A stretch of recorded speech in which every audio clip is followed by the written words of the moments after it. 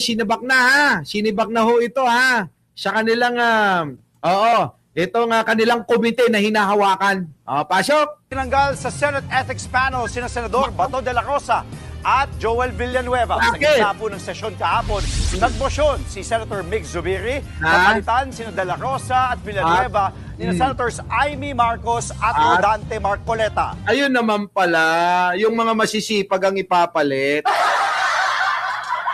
Kasi mga kababayan, hindi na ho makapag-perform yung kalbong senador na si Bato. Kasi nga ho, hanggang ngayon nagtatago. Takot na takot sa chismis na may warrant siya.